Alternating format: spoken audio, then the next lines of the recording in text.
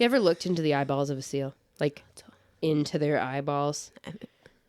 It's a thing. I can't say that I have. Like, directly? First person? Yeah, like into I'm sorry. Have you?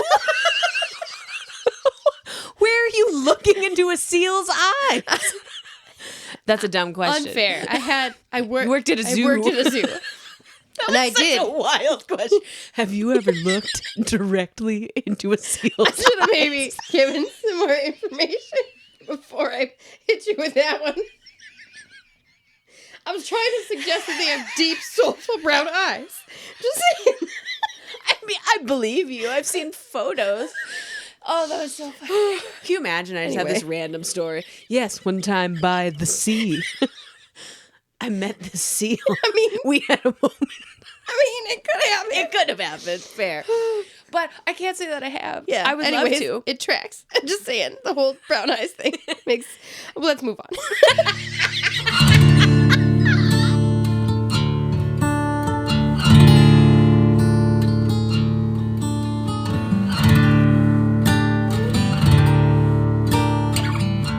And we're back.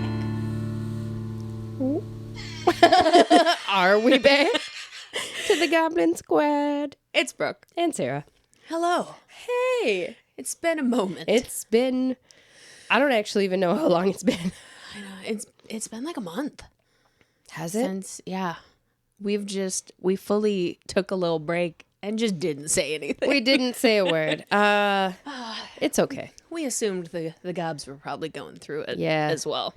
Yeah, it's been a weird 6 weeks around these parts. And before we get into it today, there are a couple things that need to be addressed. Hit me.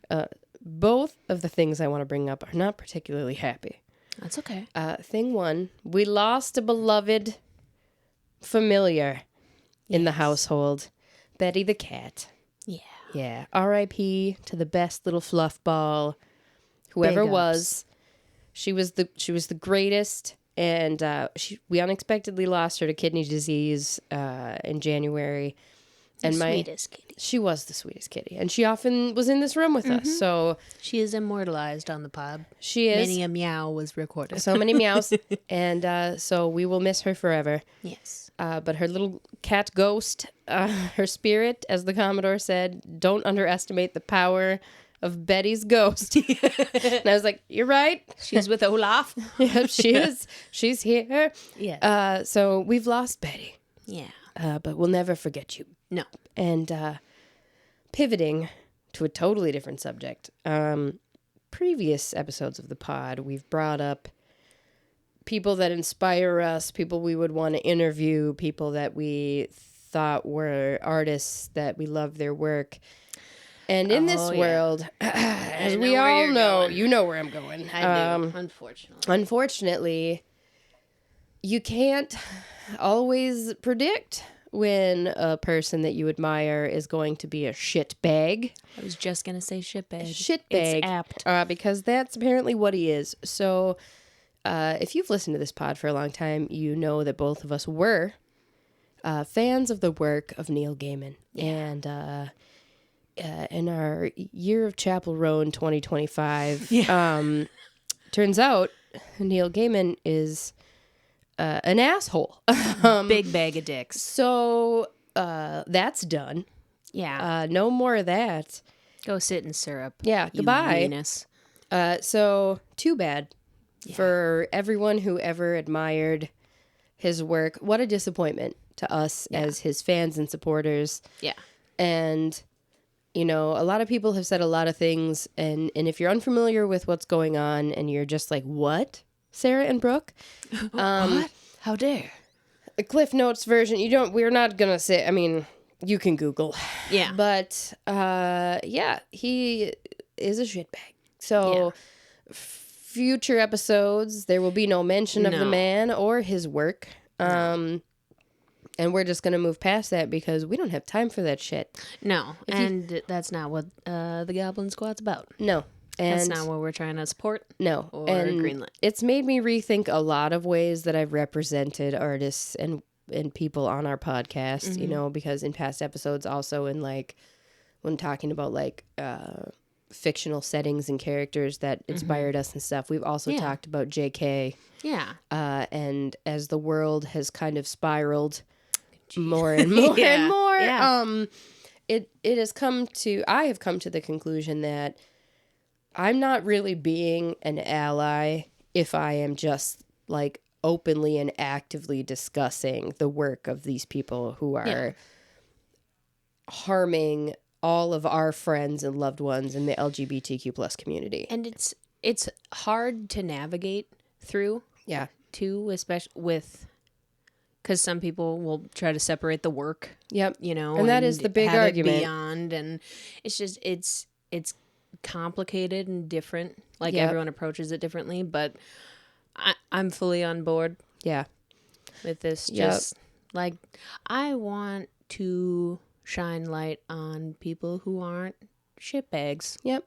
And because we're humans, as we move through life, there will always be times, unfortunately, when people we all have admired turn out to be assholes and do horrible things, and it comes to light, and then we, as the people who have supported them as artists, have to make a decision about how we proceed. And so, personally, I've decided to be like, and I'm done.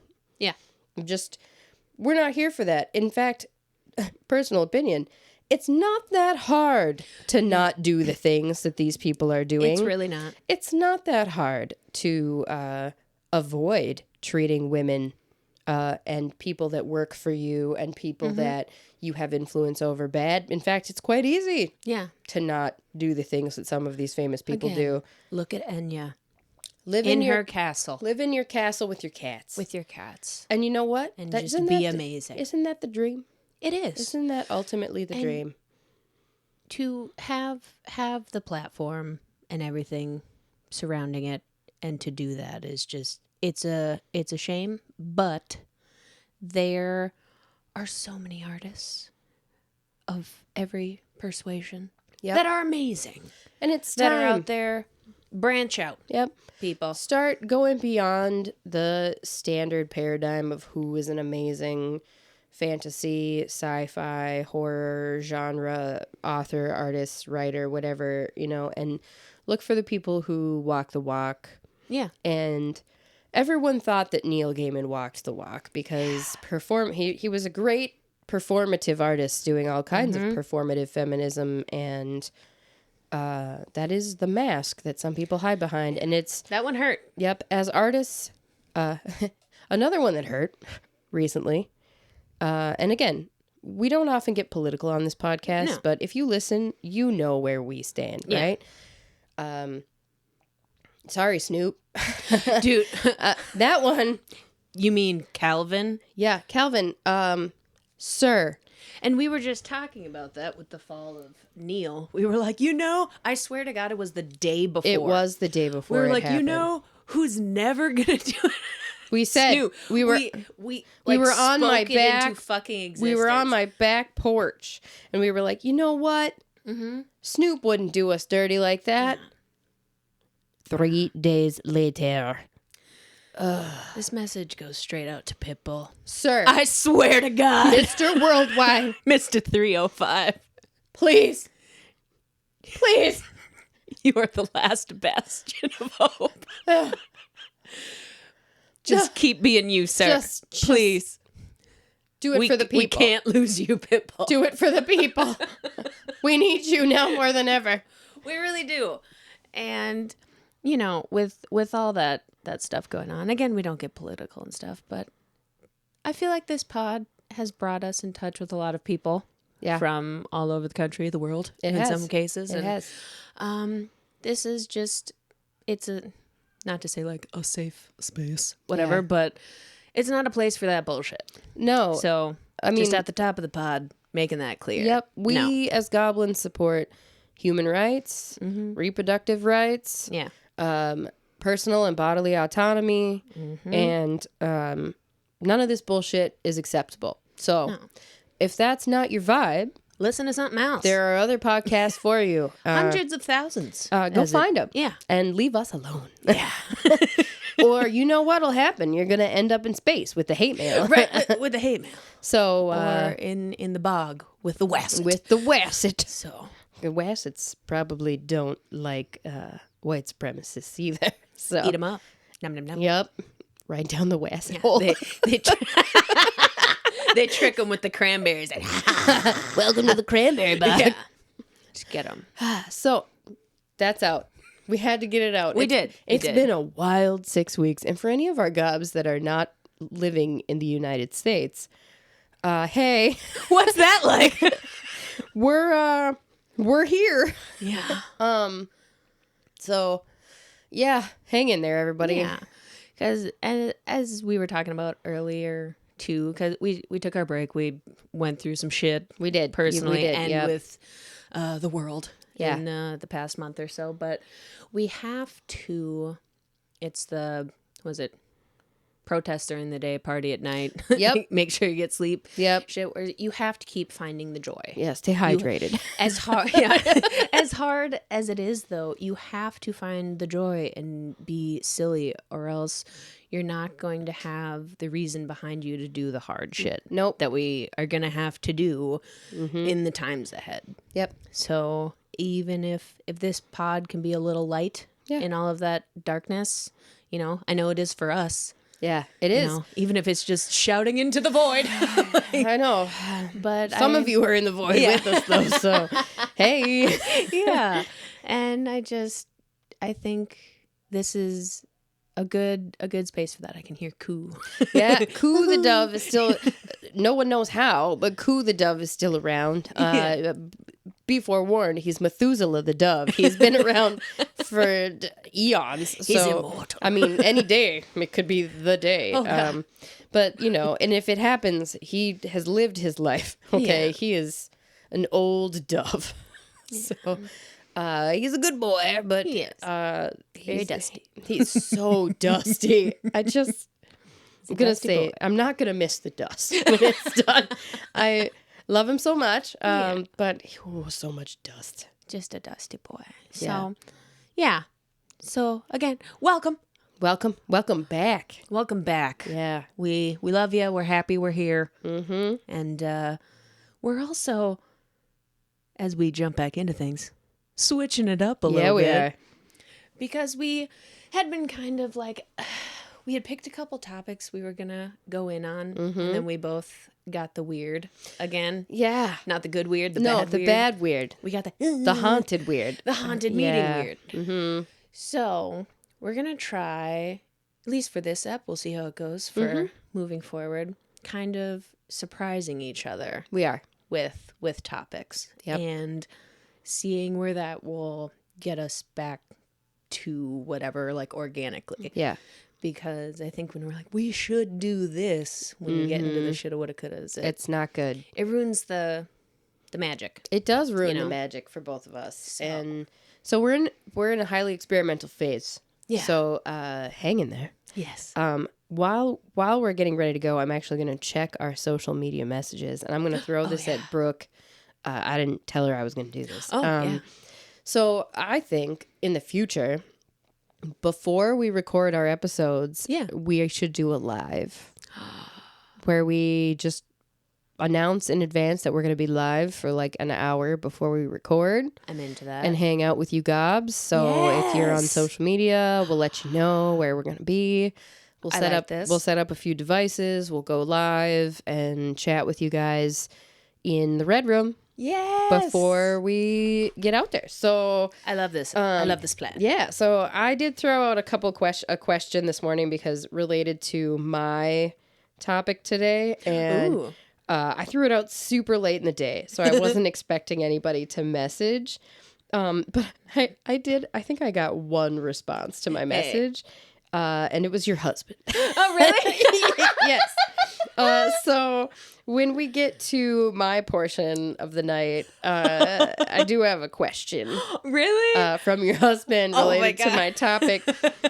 Because flashback, her husband thinks that I'm a secret member of a dark organization known as Big Snake Pharma. And I didn't do anything to negate that rumor in my response to his question today. So we'll get into it. Oh, I'm so excited. Yeah. We'll get that's into funny. it. So look forward to that. But I feel like if we go live and hang out and actually connect with you guys on the regular, it will just like reinvigorate what we're doing and remind us of the whole point of finding the weird and awesome in everyday life and give us the spark and the fire to like get back into it. And just like, you know, hang out and do weird shit together. So that's literally what it's we're about. gonna do it. We're gonna do it, brother. Yeah, brother. I know we were talking about WWF downstairs. We were. R.I.P. Macho Man. And China. Big rip. I know. She was a queen. She was a queen. Goddamn queen. All right. Let's get into it. And we're back. So, I'm bringing to you very orcore. Ooh. Water. Witchcraft. Okay. All right. A deep dive. The puns. And despite the many pages I have, That's a lot of pages. I'm going to preface it with, this is surface. Yeah. And Okay. I have several pages. Okay. Because I'll probably have a lot of questions. I could probably do like 2 or 3 more deep dive follow-ups on just this specific kind lane of witchcraft. A shout out I need to give as well. If you don't follow Brooke on Instagram and TikTok, please do. You can find her profile. If it's not linked in our bio, which it should be, but it might not be, I'll edit the bio and throw in our handles. I'm like, I think I tag us. Yeah, I don't think our handles are actually in our yeah. bio, but there's multiple videos from your personal account. Yeah. Brooke has a new series that she's producing on TikTok and Instagram. Can you share the name of your series, please? Called Casting Lots. Yes. Where I'm just doing different deep dives on types of witchcraft, mythologies, terms, kind of like tips for people just kind of dipping their toe into witchcraft or paganism, book recommendations for all of the like. And I'm just kind of, I really missed making videos like that. And I was pretty good at it for a while. And I was doing good art swaps with people. And I really want 2025, I want to get back into that again because I let it fall by the wayside and I got really imposter syndrome and dark-sided and I was like, I have no business. Everything I do is embarrassing. And now I'm to the point where I'm like, you know what? The world is embarrassing and terrible. And this makes me happy. So I'm going to do it. And I think that while all of us are fairly jaded about social media right now, considering how the world is, there is one massive, undeniable benefit of making those videos, and it is the people that we have met that we never would have met. No. And the conversations we have that we would never have had. No. So I think we should take the good out of it. So Casting Lots. Your first video is already out, correct? Yep. And I did a couple more this weekend, just kind of going through some intro things, and I want to continue to do. My goal is like 2 a week. Yeah, I think is legit. I can do because I know sometimes, even if they're like a minute to 3 minutes, I'm doing a lot of research and stuff ahead of time and editing commitment. and there's all the things. So sometimes it takes me a little longer. It does take a while to get the energy to do the whole process of creating a video. Again, it's just I like meeting like-minded people, and if I can help someone or point someone in the direction of finding, their own truth in that space or help their practice at all, or even just maybe something they didn't know and see a fun thing, or if you hate it, keep scrolling or whatever. But I don't know, I find joy in it. Check them out. So that's at Britta's _daughter DOTTER. And I will actually write show notes for this episode. So I do have a goal for 2025 that I'm going to go back through and check all of our previous episode show notes, update resources, update lists to make sure everything's where it's supposed to be. Hell yeah. Because again, it's a new world. podcasting platforms are changing all the time. Yep. And so we have to adapt. And for any of you that are interested in doing your own podcast and like learning how to do it, that is one of the challenges, is that sometimes your platforms are sold and switched and you have no idea what's going on and you have to just kind of redo everything. And that's just part of it. And really, ultimately, the goal, I think, is to move more and more towards production autonomy so that we're not relying upon tons of external stuff to make our podcast survive. So, you know, we'll just keep working towards those goals in 2025. Yeah. Also, if you have enjoyed the pod or certain episodes of the pod, would you share them? Because we would really like to get back out there and reconnect with everybody. And we have such a hardcore, like, loyal inner circle of fans that are just the best. I mean, we get amazing. I got a message from my friend Eric, shout out, saying he was re-listening to episodes because we haven't dropped the new one. So he's gone back and is like, I'm re-listening to the episodes. And, you know, you and I decided when we first started this podcast that we were going to do the format we wanted to do, which has ended up being long form. Yeah. And as the world has changed and everybody has become saturated with these, like, 1-minute videos, make a viral video, go really, you know, event, and they've become smaller and smaller and smaller and smaller. And now we've hit that like whiplash point where people are going, this is not enough. No, I want more. My brain, I got like OD'd on dopamine from doom scrolling, and now I don't enjoy anything. The attention span. Yes. Too. But that's where, too, I'm like, Dungeons and Drag Queen season 2 dropped. Those are 2 hours long a piece. See, that's... I'm on episode, 4 or 5 now, and I'm locked in. Are you really? Locked in. Oh, it's so good. Oh. It's so good. Again, shout out. But it's like people, the long form. We need, I like the long form content. Yeah. And I wouldn't want to limit us. No, and... I love hearing people say, I love your podcast, but it takes me like 3 listening sessions to get through. That's great. Yeah. I use podcasts as a reward for doing things that I don't want to do. You know, my dishwasher tried to electrocute me this week, and now I have to wash all my dishes by hand. So, you know, it was such a pleasure having a dishwasher, but it's dead now, thanks to the rodents. Damn rodents. That's, for some reason, ate it.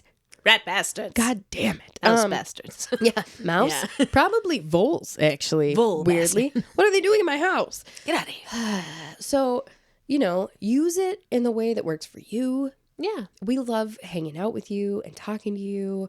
And if you have recommendations, stuff you want to hear about, and...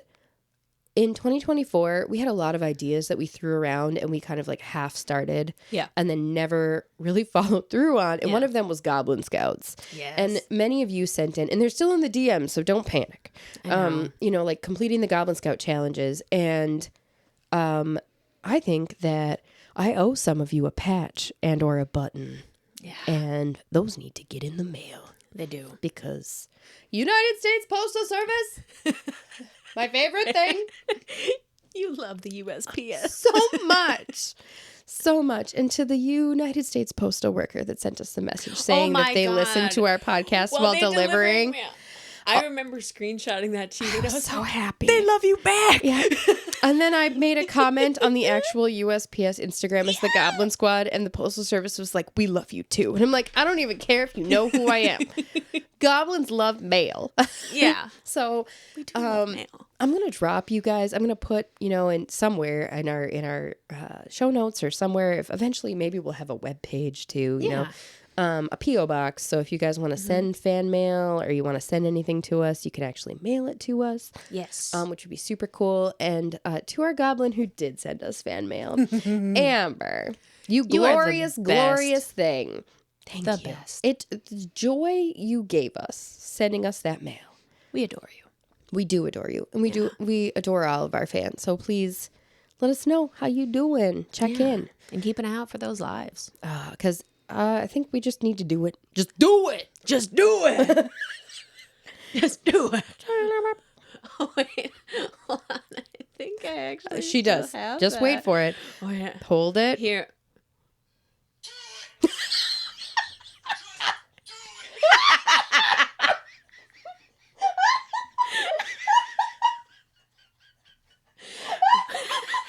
Wait.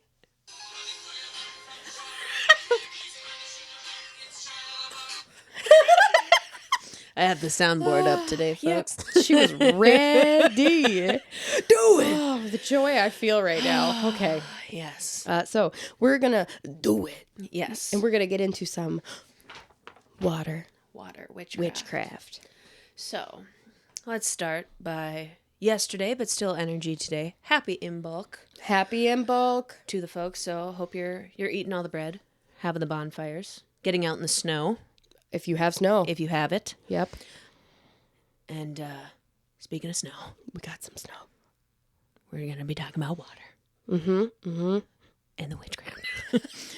So, our bodies and our planet are mostly water. Mm-hmm. We can't go 3 days without it.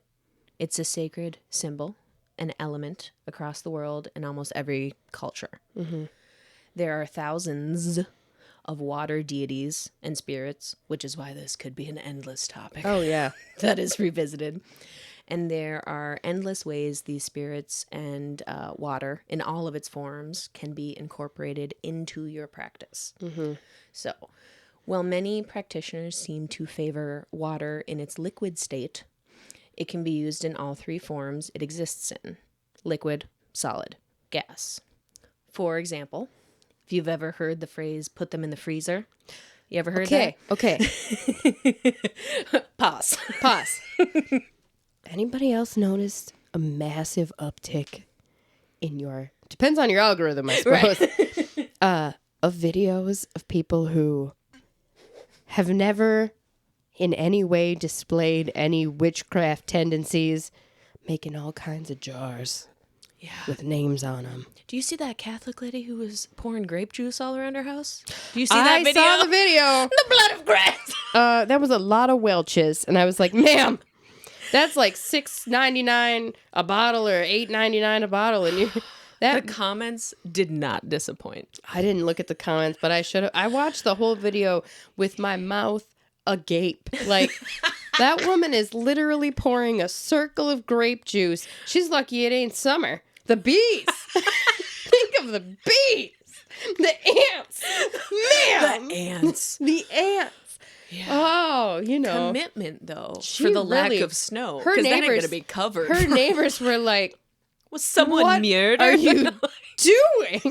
Just, she was getting the protection of Jesus. But yeah, the uptick. Yeah, Yeah. in these, we're gonna make these freezer jars, and like a lot of people just without any explanation, making a video of a jar and a little piece of paper and putting it in the jar, and then putting water in there, and then putting it in their freezer. Put them in the freezer. Had you heard that before seeing these videos? I Have you- had. Okay. But I never like bothered to learn what it meant, other than I was like, it must do something. Let me tell you. Please tell me, because I have no idea. So, this usually involves putting a tag lock. So, an object that connects a spell to its intended targets, like a photo, a strand of hair, an item of clothing. You put that into a bag, a jar, or an ice cube tray, depending on how many things you try to you might freeze. need to do Like, a well, I have dozen. 12 for this tray. It's been a rough week. This practice is a form of binding. So Oh. stopping or containing energy or its intent, like Sarah does to Nancy in The Craft. I bind you from doing harm, Nancy. Yeah. You remember when she's wrapping the Yep. photo? Wrapping the photo. Same diff, but doing in the freezer. So basically to stop or freeze someone's bad energy or intent to you, you could write their name on a piece of paper, put that in water, put it in the freezer. A lot of people be putting names in the freezer right now. Oh, no. Yeah. Oh no. Oh, no. Yeah. So that's what that's about. All right. So that's our solid state, right? You can also defrost water to get stuck energy flowing again, Oh. to thaw frozen heart, or spells involving new beginnings. I did this last night and took advantage of the first legit snowfall In bulk we've had snow. in weeks. Yeah. I also gathered a lot of that stuff. Yeah. I had to pack it to get a decent amount because it melts and you're like, why is there a Like, centimeter I of have a water in this drip. huge mason jar? A drip of magical water. Yeah. But scooped up some snow, did my thing. If freezing water is used for binding, think of defrosting water or thawing water as unbinding. Okay. Right? So it has energy similar to the Chariot card. So like you're ready to get things moving. Yeah. You're defrosting it. You're getting it ready for action. Okay. So you could get your snow, right, or your ice. Insert your tag lock of your intended target. Mine was myself because I'm like, we're getting ready with the pod Let's again. do it. We're getting things going. Charge the container while the snow is melting. So I meditated in front of mine. It's just basically putting your energy and your intent into it while it's melting. Once it melts, you can just release it back to the earth. I gave mine back right in the snow in my yard, or you can empty it into running water to help speed things up even further. Oh. So you're like letting it giving it a little boost. Off it goes. Right. To work with in the fog or the misty forms of water, the gas. The gashish. You can draw sigils for beauty and confidence on the bathroom mirror when you get out of the shower, or on the windows of your house. I did that on accident. You did. I love you. I put on the front door because I didn't tell the Commodore, and I was like, maybe he'll see it, maybe he won't. And I put like, a little heart, our initials, a little arrow through it. He wrote one back without telling me. I went to let the dog out, and I was like, why are there two hearts? And, oh my God, I accidentally did it. You did. I didn't know that.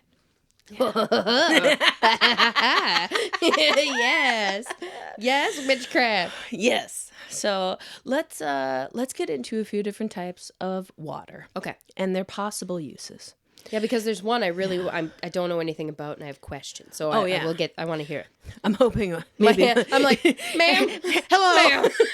My hand is raised. So, as a self-proclaimed chaos witch, I would say, as I go through all of these things, I do invite people to do what feels right for them as well. Because across basically all forms with all these correspondences and everything with like crystals, water, what have you, some things the energy can feel different to you specifically. So if I say this is for this, take it with a grain of salt, what have you, Yeah. That's just my personal philosophy on it. Some people are very strict Yeah. about it. I'm just like, if it doesn't feel like that's what it should be for, then don't do that. And I feel like we have talked about this several times, that we are very like, practices are very personal, and you just do what works for you. Yeah.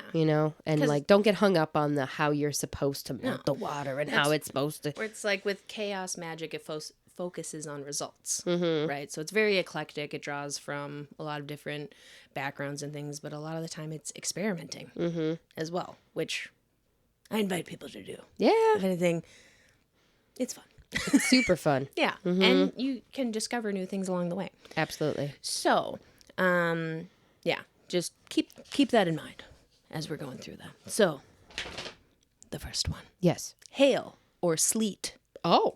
Yeah. I didn't see that coming. And again, I'm not going through every single type that exists ever, but these were just some interesting ones I have. So this can be collected during or after a storm. You can keep it frozen or melt it and store it in a bottle. Make sure to label. Keep in a cool, dark place.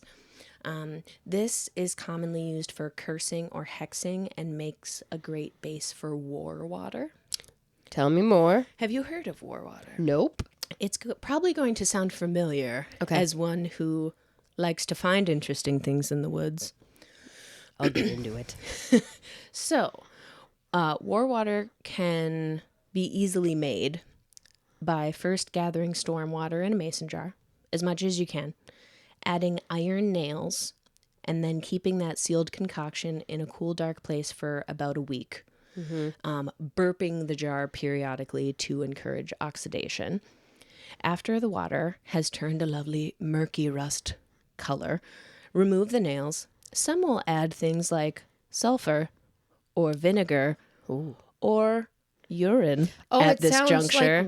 Sounds like a witch bottle. Witch bottle. Yeah. What was in there? Oh, war water. Yeah. I was like, it's going to sound familiar real quick. You know how to make this super Orcor? Taconite pellet. Yeah. See? Experimentation. Taconite pellet. Exactly. I can get y'all taconite if you need it. I know where by the railroad tracks. So once you do this, leave it for about a week, strain it. I ain't trying to pee in a jar, even for the bit. That's just not for me. It's not for me either. I was just sitting here. I'm all for putting nails in a jar. I ain't trying to pee in it. A thought just crossed my mind. I was like, how committed am I to this? Like, would I pee in the jar? No, I wouldn't. No, I wouldn't. I mean, never say never. Who knows what we might need? Not at this juncture. I mean, hold it in your back pocket for a time when you really need to bust out the witch's urine. Yeah. I'm just... Again. Not right now. Stay hydrated. Yeah. You might need it at any moment's notice. If you stay ready, you ain't got to get ready. Okay. Better than grape juice. That's what I say. Right? The Welch's. Yeah. So, you can use this to banish negativity by sprinkling it around your home or property. Again, once it's strained, so you're not just throwing rusty nails all over your house. All over just the yard. dumping it with the Welch's. The pee. Casa Bonita. Okay. Wow, Casa Bonita. You can use this to protect yourself or friend from psychic attacks. By used that a month ago. Also adding black salt, which I think we've talked about. Yeah, before. we have covered black salt. Yeah. Can you quickly tell people how to make black salt? Yeah. So, like for me, how I make mine, I have kind of like an ash cauldron that I have separate on my altar. So incense, ashes, or things from different spell works, herbs, burning, bay leaves, whatever I will put in there. Mix those with regular sea salt, black salt. Got it. Boom. And then really good for protection, especially psychic attack stuff. So, and put a little bit of that in there. Carry a small vial with you on your person. Got it. Boom. You can use this to banish an enemy by writing their name on a coin, dropping it into the water, and burying the bottle somewhere far away. Oh. Which I really enjoyed, just the poetry of that. Like, haha. And then just like somewhere in the night, just burying. So interesting that you brought that up. Sidebar. Hit me. You know how I am. I'm a skeptic. But also, I'm a skeptic who sometimes isn't a skeptic. But always in the background, you're falling asleep, you put a show on or whatever. Yeah. I had on the other night, in fact, last night, now that you mention it, Expedition X, the supernatural Josh Gates spinoff show, because, whatever, it's on. They were at a super haunted castle. They were considered like one of the most haunted places in France. Oh, okay. Where a lot of heavy stuff has gone down. Yeah. But they found an actual object. Was it in France or Britain? I think it might have been in Britain, actually. Because I think a lot of Scottish people were executed there. But they were doing kind of like a dig at an archaeology site. I know, I was talking too fast and getting mushmouth. Here we go. And they found an object and they didn't know what it was. And it kind of looked like a metal, almost like a cigarette case. Oh. But they brought it in to be analyzed by archaeologists and realized that it was like I think they called it a curse box. And it was made out of lead, and it had like degraded pieces of paper in it. Do not read from the book. Yeah, yeah. And they found it buried under where they had hung a bunch of people on all these trees. And they thought I that have full goosebumps right now. And it's like a real thing. I'll see. I'll try to put it in the show notes. Oh my god! Don't let me forget. But yeah, it was like a curse. To hold the names of people who deserved to be punished. Oh, you should have left that there. I know. And I'm like, put it back. No. That's right. Because, again, if the war water and these bottles sound familiar, a lot of these have been found. Oh, God, that's why. People. And I've seen many a video where I'm like, put it back. Don't touch. Don't touch it. Get it. Just don't do that. Nope. Just put it back where you found it. They can also use this to reverse a curse or a hex by washing your hands in it. Oh. Again, maybe leave out the pee. One moment. Let me just cleanse my hands. I'm very hydrated. It won't take long. Just wow. A little friendly advice. You know. Leave out, maybe, do you? Maybe leave out the pee. Do you? Just saying. Hey, whatever works for you. You can also use this to cause conflict in someone's home by pouring it on their front steps. Oh, shit. Mm-hmm. Again, I'm listing out the uses. Just what it's for. Yeah. Not saying you should do that. I'm saying traditional uses for things are XYZ. Historically. So, rainwater. Mm-hmm. Right. So, an ideal water for a just variety of spell works, right? So, sun shower rainwater can be used for healing, nourishment, and solar magic. It's also a great base for making your own Florida water. This is the water I have questions about. So, traditional Florida water, it's a staple in American folk magic, voodoo, hoodoo, Wiccan, pagan, Santeria practices.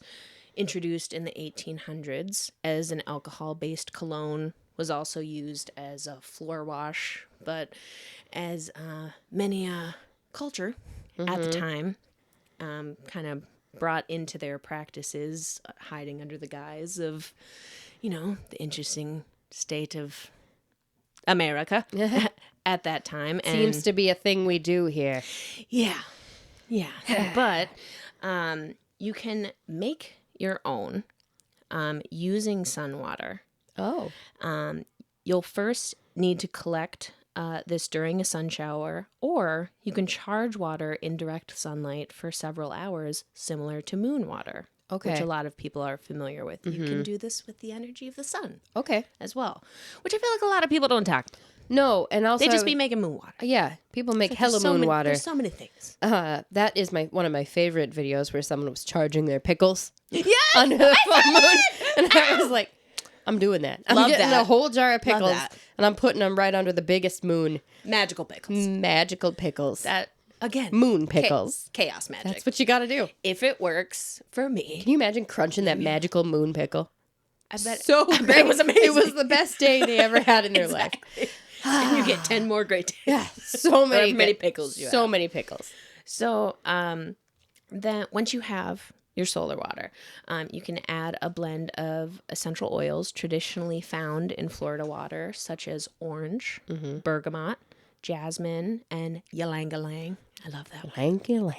I love the smell of that too. I've used it in salves before. Ooh. And the name is just fun. It is. Along with a small amount of alcohol as a preservative. Usually like brandy or vodka. Okay. Florida water can be used as a cologne, but also for spiritual baths, floor wash, anointing yourself, your altar, your tools, and all-around spiritual cleansing, blessing, and protection. You can also put it in a spray bottle for ease of use. Hot tip for moon water as well. That's great. Spray bottle. You can use it like as you would, You can also incense. put a couple small crystals in that spray bottle. Then you could switch it up. You need to have a local shop maybe that carries small crystals that could fit into. Yeah. Shout out in Superior, Wisconsin, Alchemy. Whoop, whoop. Because they have an excellent tiny crystal selection. Yes. And you can pick your own that you can mix into a spray bottle with your moon water. And ones you're adding in there, just again, make sure don't put any ites. No ites. No ites. Yeah. Quartz, amethyst, good. Things that don't melt in the water Yes. or rust. Just look up if it's water soluble. Yeah. Don't put hematite in there. We learned. No salt selenite. and no water. No. Rusty. Rusty bottom. Yeah. Especially if you're putting out solar water or anything to ingest. Oh, yeah. Yep. Be very wary of adding crystals to it. Because I get nervous when I see, you ever seen those like crystal water bottles people were going around? I don't know how I feel about those. I think they're, as long as you can, I mean, I've seen them where they're like in a double wall so that like they're not touching the water.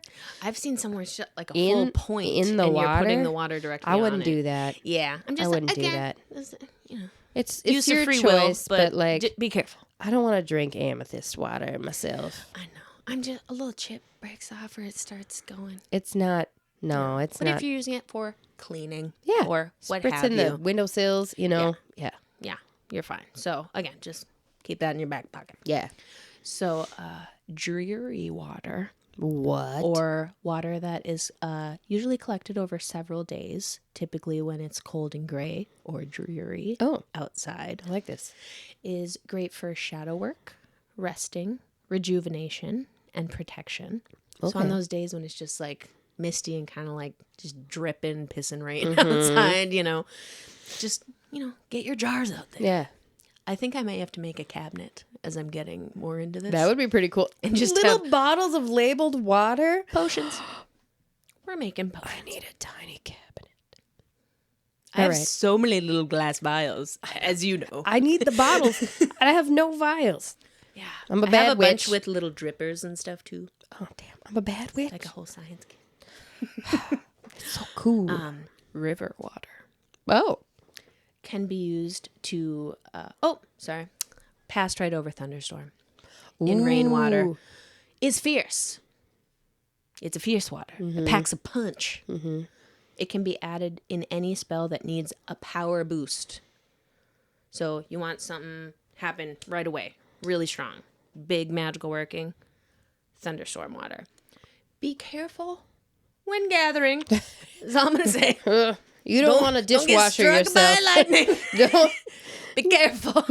Nobody needs any more shocks. No. Just again, preface all these things. Yeah. Don't Safety watch out for first. slimy rocks if you're in a river. Be so careful. Slip. All the Broken glass. No. So just use precaution. Be careful. Closed-toed shoes. Exactly. River water can be used to speed things up, but is also great for cleansing your energetic body of negativities. Spells that involve moving forward, change, getting things unstuck, or sending things away. I love the idea of this is launching little boats made of twigs and leaves come spring, obviously, with the intent of getting rid of someone or something. Goodbye. I want to do this. Just go to like Leicester or somewhere and make a little boat of twigs and things like, ha ha ha. Off it goes. Because then as it will break apart and go down the river, it's just like, ha ha ha. Goodbye. I love that. Bye, bitch. Later, mate. You and all your bullshit. So I'm going to be making some little twig boats. Can you send it over a waterfall? Is that like more does it matter how you do? Like, Get out of here. Yeah.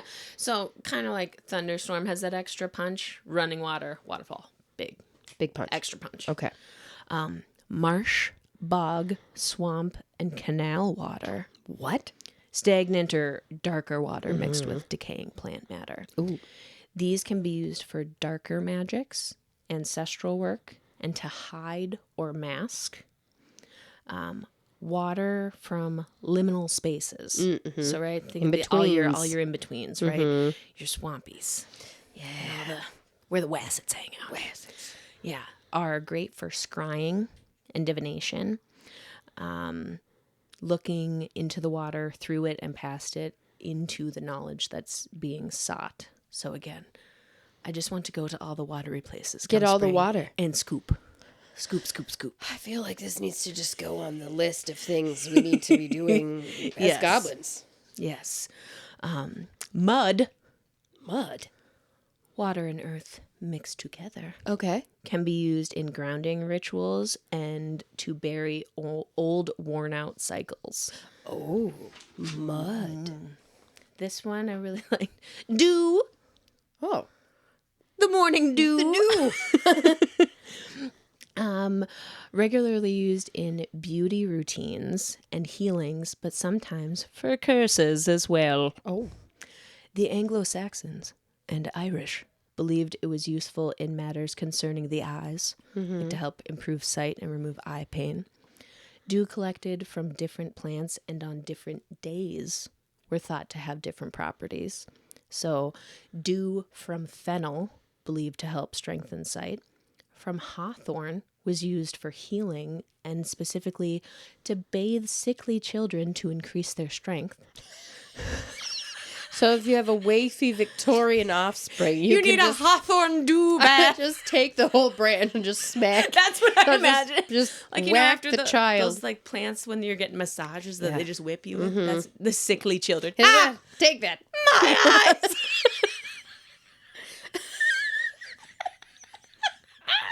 It must have been crazy being alive back then. It's giving the 90s Secret Garden. It's giving.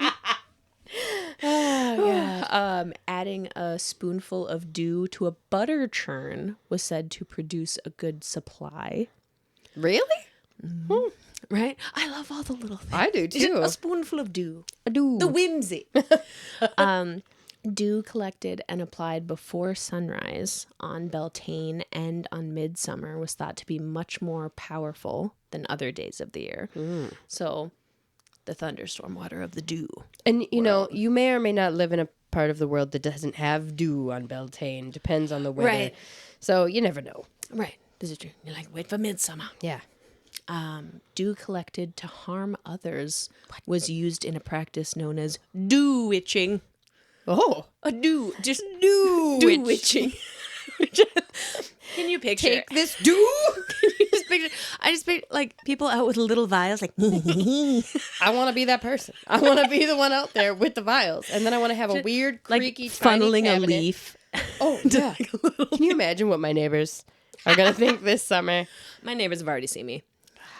They're out there in Sasquatch costumes doing the same thing. My neighbors are cool. They're down. They can't judge. Actually, I was very impressed by that costume. I don't know if you listen to this podcast, Brooke Neighbor, but if you do, it was impressive. Yeah. It looked great. It did look great. Yeah. So, like mine. Shout out. She probably out there She'll be gathering like, dew herself. You need some dew? Right? I have a whole cabinet.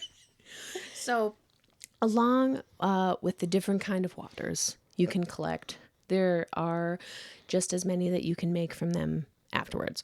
So we talked about war water, solar and Florida water. I'll give you a few more. One of the most popular types we brought up, moon water. Moon water. Is made by selecting and cleansing a vessel, placing your selected water in it. Bonus magical points if you use water gathered from one of the places or events mentioned earlier, like from a snowstorm or a river. Make that into moon water. Got it. Once you have your water ready, you want to place it under the light of typically the full moon, but we'll get into other phases. Quartz can also be added for an extra boost. So if you have a little quartz point, throw that in there too. Yeah. You know, sometimes I've thrown like agates and other, water safe crystals in there. I recommend a mason jar with a lid, especially if you're putting it outside. And especially if you plan to drink it or make like a tea. Yeah. That way you don't get it full of bugs or debris, unless that's what you're going for. Then do you eat a bug? Right. Full Timon and Pumbaa. Sorry, bugs. What is it? When I was a young warthog. Crunchy. Tastes good. Crunchy. Tastes good. Dress and drag and do the hula. Yep. Yeah. It was a simpler time. It was a better time. Some practitioners bring their water back inside or to their altar before the sun rises the next morning. Others will leave it out to charge for the full 3-day cycle. Okay. To soak up all the energy that they can. And moon water can be used from everything, simply drinking it, to watering your plants, to cleansing and blessing the tools on your altar, endless, right? The phase of the moon and your intention can alter its use. So the full moon is great for manifestation, power, and culmination. New moon water is great for new beginnings, introspection, setting intentions and goals, and for shadow work. Waxing moon water can be used for spell work involving growth or where you're trying to increase something. And waning moon water for releasing and letting go. Okay. Right? So I like new moon water as well, too, especially when you're setting the goals, all the things. Yeah. Because, again, it's not just the full moon. No. It's all the faces. She's there all the time. Yeah. And is the water element. Yeah. So Yep. bring it down. Also, never really thought about this one before. Hagstone water. What? Tell me more. Very Orcor. Very Orcor. Hagstones, sometimes known as fairy stones or adder stones, are stones that contain a natural hole formed by running water. I think we've talked about them on the pod. We have. In fact, it was one of the Goblin Scout challenges. Yes, it was, of course. I love to find one. It's always fun when you find one. I've made many a necklace. They've been used in sympathetic magic to aid in childbirth since at least the 1500s. Oh. The hole in the stone was thought to resemble a birth canal, and the idea behind sympathetic magic is that a person can be affected magically by actions performed towards something that represents them. Okay. So if you hear that term out there, sympathetic magic, that's what that is going for. So if you are one, if you have one or come across a hagstone, you can steep the stone in water for several hours, and then it said use the water to wash an area that's causing you pain. Oh. Yeah. A lot of the things, too, is a lot of midwife practices for, like, menstrual cramps and stuff, too. Hagstone water. And then washing that area, which I'm like, Oh. Hey. I need 10 hagstones in this jar. Fill the jar. get the cabinet. Get one on wheels. Every kind of water. Put it all on. But I was like, hell yeah. Yes. This water can also be used in similar ways mentioned previously, especially around cleansing of the home, because hagstones are powerful protective amulets as well. So if you make this water, it's like washing around your doorways, windowsills, and everything for a little added home protection. This one also wasn't familiar with, but I'm like, legit. Silvered water. Okay. Have you ever heard Nope. of that? Nope. So, Totally new. this water is made by dropping a silver coin or an object, silver object, in water that has been obtained from a liminal space. So like brackish water, swamp, or bog water. Once you place your silver object into your chosen vessel and pour the water over it, Folk Custom recommends that you bless the water with a prayer or incantation and do this 9 times. In Scotland, silvered water was used by fairy doctors to cure the curse of the evil eye. Oh. It was also used in healing and curing. And like all the other things, make sure to label and store all of your waters with tight lids. But we were talking as these past crazy several weeks have gone on. We're like, I think someone put, what is it? The Italian, the Maloik. Yep. The evil eye. Something bad was going on. I might have to make me some silvered water. Yep. And just yes. Get out of here. So you can work with all of these types of water and combine them to strengthen or increase the power behind it. You can make silvered water from water that was gathered in a cranberry bog and then charge it under the full moon. Then you could throw some nails and hagstones in there and you'll have an energetic powerhouse, a magical Molotov cocktail. Hell yeah. So I'm just like, you could combine everything to bring it on. Again, that's just the chaos. I love it so much. And aside from the water itself, water magic is also utilized when working with water spirits, deities, animals. And I've picked a few interesting ones for you. Yeah. Crabs. Yes, crabs. Literally like you took the knife. Ha-ha! Pinch, pinch. Stab, stab. Associated with the cardinal water sign, Cancer. That's me. That's right. Hell yeah. I was like, I'm going to start with crabs. Yeah. They are symbols of resilience, adaptability, and protection. With their tenacious grip and armor-like exoskeleton, The crab embodies the art of self-preservation and the capacity to thrive in shifting environments. Heck yeah. Sound familiar, bitch? Try so hard. I try. They can also help us to manage our emotions and attitudes due to their strong association with the moon and the ocean. Whether you're using a discarded hermit crab shell for protection or to hide, or using a shell drawn on a piece of paper, they can be used in spells concerning growth, rebirth, protection, shielding, vision, sensitivity, hurt feelings, and more. Crab claws can also be used in baneful magic to confuse enemies and make them walk sideways. As you hit your claw. My claw. To make an enemy walk sideways was so funny to me when I read that. Just like, I can't stop. They're trying to walk to you, and they're like, "Hey, why am I walking like a crab? oh my god, crab claw, bitch!"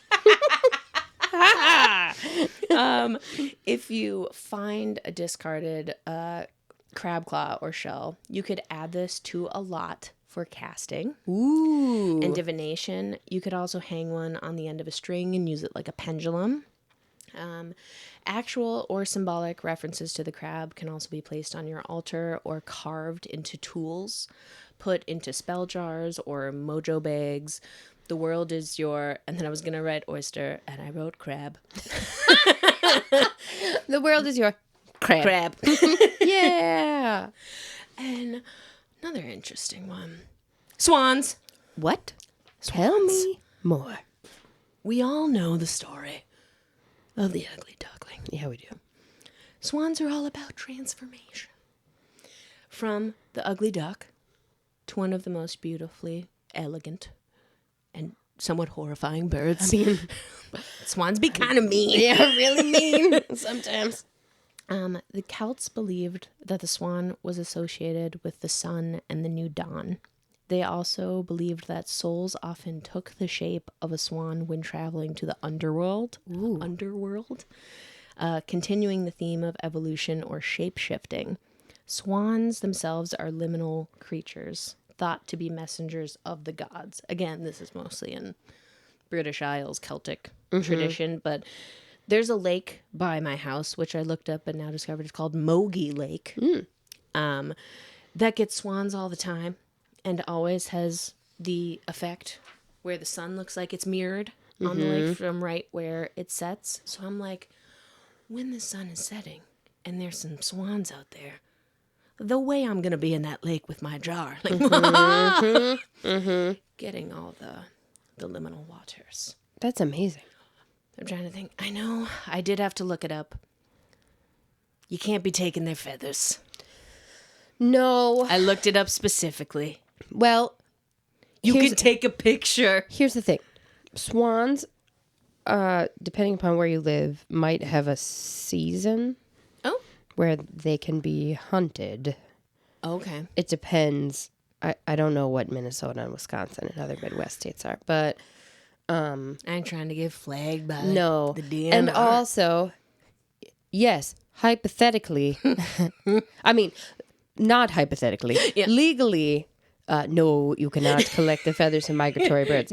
No. Hypothetically, and this is my personal philosophy, maybe has shifted over the years, because in my 20s, I was a hardliner of, put that feather back. Yeah. And now I've aged, and I go, I found the feather on the ground. What am I going to do with it? This isn't 1872 where I'm making a hat for Victorian London. Okay? I found it on the ground. What harm am I doing with my ground feather? Unless you put it in a hat with playing cards. I don't even want to. Don't you dare. How dare you bring up that hideous. Then That was. don't do it. I don't know what in the Bourbon Street Mardi Gras nightmare was that hat. I was like, are you going to wear that in this town? You don't, ma'am, you can't pull that off, okay? I sat by you. You don't have the riz, the aura, whatever the kids are calling it. You cannot pull that hat off. Maybe with just the feathers. Maybe with just... No, never the cards. Never the cards. The playing cards. No. What are you? Are you the Joker? What are you, Gambit? Yeah. What are you doing? Oh, Channing Tatum. That haunted accent. But also, he was so happy that he finally got to do it. Anyways, hypothetically, I no longer care Okay. if a person is walking through the woods and they find a feather on the ground and they're like, what a beautiful feather. Because let's look at this rationally, all right? Are you harming a bird? No. By picking up the feather, it either molted or lost by being prey from another animal. Are you harming anything by picking up that feather? No. Literally anything. No. Can you think of a single bad thing that Is someone else going to use that feather for something, like an animal or something? I've never heard of it. They're gonna never seen her. They're gonna put it in their hat. I mean, with the cards. Yeah, they could. I suppose. Put it in their stash by the witch bottle full of pee. There's just like a raccoon somewhere having a poker game. So, hypothetically, I am for it. Okay. So, in this completely fake scenario. Absolutely. That has never occurred even Allegedly. one time. Yeah. No. I don't know what a feather is. I've never seen one. I've never even seen a feather. I don't know what a bird is that? Are there birds? Birds are CIA. Anyway, swans. Just saying. Oh, fuck. Man, we're back. Oh, you can't just throw out a Diet Dr. Kelp reference and just right before we hit the transition. SpongeBob is fantastic. It always will be. So, Krusty Krab, pizza. All right. Is the pizza for you and me.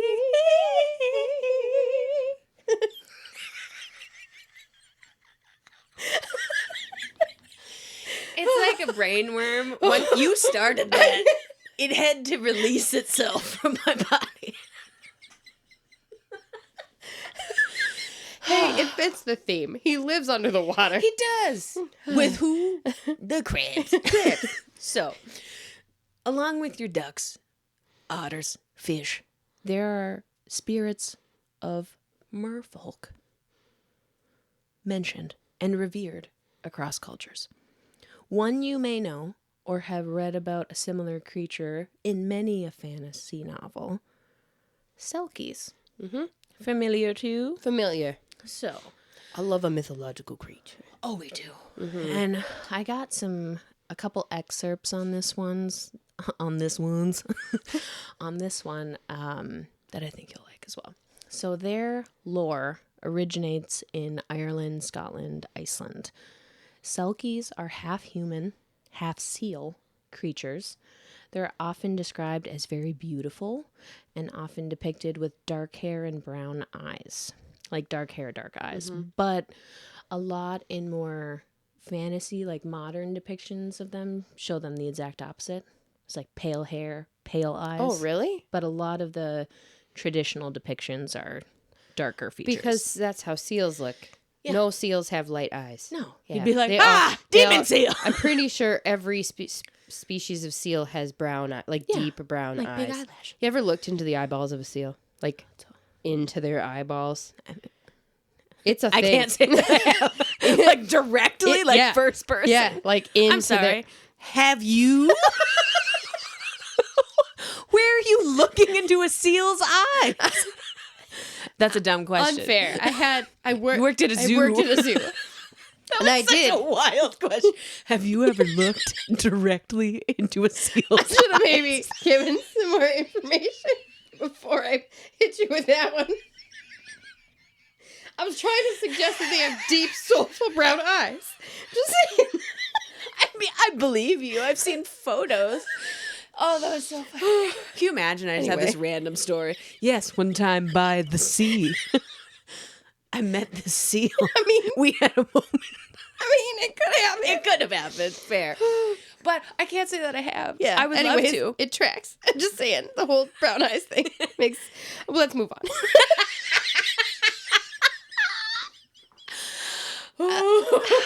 I loved it. I Okay. love that you also have had that experience. She was a good seal. What was her name? Feisty. Her name was Feisty? Yeah, she's the one that survived the flood. Yeah. Well, they both survived the flood. But she was the one that ended up on a main street in Duluth when That her picture tank, of her in the paper. and she was like, "Oh my god!" Before that picture was given to the paper, it got texted to my ex-husband at 2 a.m. because it was his coworker that stopped because he was driving like a coach bus back from like a tour, and the seal was in the middle of the road, and he hopped out and he was like, "Is this your seal?"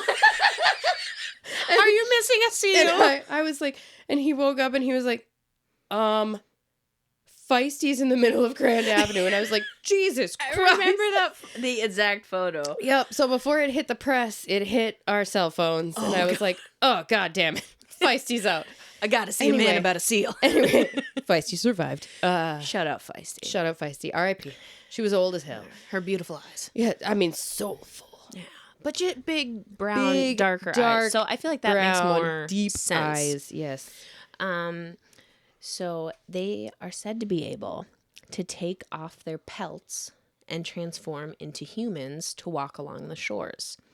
When in their seal form, they are strong and lethal predators. While they may be immortal and lethal, they are said to be very gentle and said to be able to save drowning sailors and bring gold to the poor when in their human form, which I like to imagine them like finding sunken treasure and then being like, ha-ha! Here you go.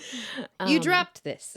Legends report that they, like other fairy women, can mate with men and bear human children because they are irresistible to ordinary humans who are apt to fall in love with them. Mm-hmm. The common tale of the Selkie is this. A man finds a Selkie sealskin on the shore and takes it. Knowing that the Selkie cannot return to the sea without it, this is told beautifully, by the way, and tragically, in the Black Witch Chronicles by Laurie Forrest. Highly recommend. Talked about it on the pod. She hasn't forsaken us that I know of. Hang in there. Come on, Laurie. Come on, Laurie. But there's a lovely side story about Selkie's life in that book. So he takes it. She can't return to the sea. He hides the skin and convinces the Selkie in her woman form to marry him. They live together and have children, but eventually the Selkie finds her skin. Despite her love for her family, she must return to the sea. She bids farewell to her children and husband, vanishing into the ocean, often leaving a sense of longing and loss behind. The myths play with themes of freedom, love, the pull between two worlds, and the untamable nature of both the sea and the wild woman archetype. That's amazing. I love so much. Where it's just that undeniable call of the true self, right? And you can use that archetype in so many ways, not to say you have to do the full, like, fuck you, and leave, but just finding that for yourself. And I have a couple excerpts talking about this. Highly recommended books, both of these. The first one is Sharon Blackie, If Women Rose Rooted, newer book. And here it is. So, these Selkie tales resonate strongly with women, for the Selkie's song is our song. It is a song of yearning for a part of ourselves that we feel we have lost, or maybe a part that we feel we might once have had, but never know. The Selkie story is a story of a woman who breaks. Taken literally out of her element, trapped on the land where she cannot find a way to belong. She has lost her place in the world and consequently lost her stories. Like the Selkie, so many of us lose our skins, and all too often we lose them early. Yeah. this can happen in so many ways. It might be stolen by another who does us harm. We might give it away to someone we trust who then betrays us, or we might hide it for safekeeping and then forget where we hid it. Yeah. And from Dr. Clarissa Pinkola Estes, one of my favorite authors from The Women Who Run with the Wolves. And she has many a lecture on Audible about just all archetypes across so many cultures that she narrates herself. And they're fantastic. Highly recommend. But hers is this. Our skin is our greatest sensing organ. It tells us when we are cold, too warm, excited, frightened. When a woman is gone too long from home, her ability to perceive how she's truly feeling and thinking about herself and all other matters begin to dry and crack. The archetypal core of the seal skin, or soul skin, as she talks about it, story is extremely valuable, for it gives clear and pithy directions for the exact steps we must take in order to develop and find our way through these tasks. This story serves as an initiation to explore what has been stolen, make self-discoveries, and provide directions on how to develop a healthy, wildish soul. The only way to hold on to this essential soul skin is to retain an exquisitely pristine consciousness about its value and uses, and to guard our psychic territory. This psychic territory, soul territory, is our home. And, as she points out, every creature on Earth returns home. Vacations and timeouts are nice, but cannot be a permanent solution or refuge. And there are so many instances in life that will pull you from that refuge and steal your skin. Your work, your obligations, caregiving, children, parents, your to-dos, the needs, wants, wishes of others, life and death, disaster. When a woman is too long gone from home, she is less and less able to propel herself forward in life. Instead of pulling in the harness of her choice, she's dangling from one. All right. Heavy. But also wildly beautiful. Amazing. I would try journaling or meditating on this archetype. Do this by the water, if you're able. I want to close off with a few practices that the gobs can try to dip their toe into water. Witchcraft. You know. Sorry to hit you with the heavy. No. But I was like, I'm it's recovering. too beautiful. It is really beautiful. And again, I know a lot of the words strictly from POV of female archetypes. Yeah. But not to, pigeonhole any of the gobs out there. No. Meditate on it. Journal it on it. It's the symbolism, So, again, we'll lighten it back up a little. Right, here we go. Freedom. Okay. Find your soul skin. Basic cleansing spray. Great if you can't use incense or if you got the asthma. As you. I do indeed.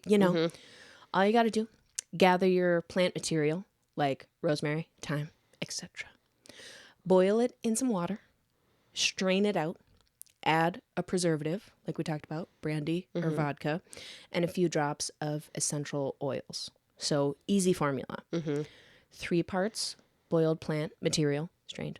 So 3 parts of that water, 1 part preservative, and then 1/16, which is basically a few drops of whatever essential oil you're using. And you can use that to clean, to just spray around the house for energetic cleaning, but also for physically cleaning your spaces. Smells amazing, and you get all your good juju in there as well. Okay. So you want to let that cool, transfer into a spray bottle. So a couple easy little recipes. Moon water, juniper, thyme, rosemary. Throw some amethyst in there afterwards. Or, for more of a punch, storm water, rosemary, black pepper, cinnamon, little vinegar. This will act like sage like spiritual bleach, basically. So you're kind of getting rid of Everything. Everything. Right? Because some things you're trying to alter the energy. This clean slate. Yep. If you're just like, haunted. Yeah. Haunted Everything places. needs to go. Yes. Fire sale. Yes. Out. Fire sale. A simple spell to banish, which I love. Just words. Mm-hmm. To rid oneself of harmful or troublesome influences and send them out to sea. Ooh. Very Orcor. Near a body of water, ideally moving water, repeat the words out and away 3 times, followed by the words to the sea 3 times, while focusing on what you're trying to banish. The way I just want to go yell that at the lake. I know. We are blessed. Ha-ha! Oh. Yes. Yes. And try gathering and working with water from different sources. Report back. Mm-hmm. Let us know if you discovered any do's and don'ts. Deuce. Do witching. The way I'm going to be like, rosemary do, thyme do. What are they? I don't know. Carrot do. The sickly children.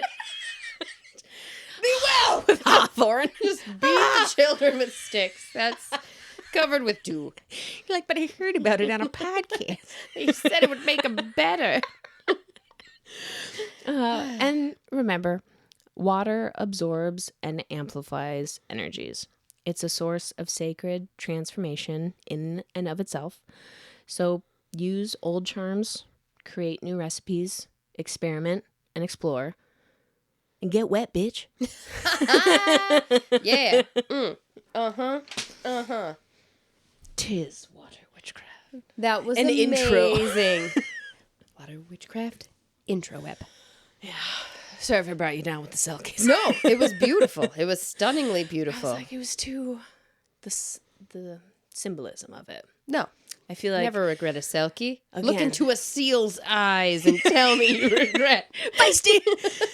But it's, and again, whether you're man, woman, or anything in between, I feel like we can all learn a little bit from that seal soul skin, analogy Strongly. of just kind of coming back to ourselves and our home, even if that's not your literal home, but kind of metaphorical, one of just finding yourself again, whether that's been taken away from you or however reason, I love the practice of that. And even if it's just journaling on questions, that's dipping your toe in a little bit. And I know a lot of that, especially the jar of pee, can get really woo-woo and weird. And again, not for me, just putting information out there. But I feel like there's little things like the fucking grape juice that people are already out here doing. I'm never going to get over that Welch's. I can't get over that damn grape juice. She bought so many bottles of Welch's. So many bottles. She's so lucky it was the winter when she chose to do this. Again, The ants. the ants of it all. And a multitude of other bugs. So many bugs. I imagine. But, also, where a lot of this information came from, to shout out Water Witchcraft by Anwin Avalon. That book is fantastic and goes deep in on several, probably close to 100 deities, gods and goddesses, as well as different shells you can use in your workings, sand spells as well, like basically anything in and around bodies of water is covered in that book. Very good. That sounds amazing. So whether that was a little long-winded, that was a portion. It was beautiful. Never apologize for that. But it's been, that's just been sitting on my radar lately, especially as I'm doing the little casting lots videos. I'm like, water witchcraft. As we get a little snow. Yeah. Too. I was gathering the snow. Gather yesterday. the snow. Get the dew. The dew. The river Get the water. liminal waters. Yeah. And then tell us if you do. Get the dew. Oh my God, is that... Do it! Is that... That's I'm sorry. I had to. The seal's eyes. I think you just named this episode.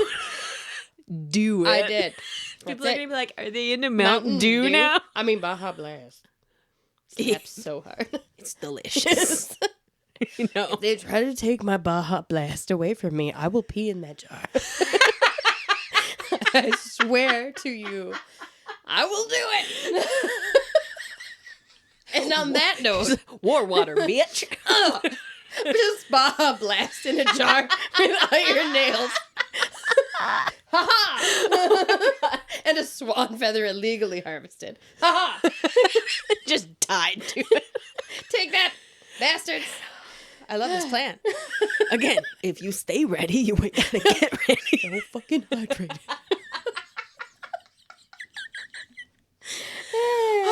Yeah. Well, Gobs, on that note, you know what to do. Stay weird. Stay weird. Bye. Bye.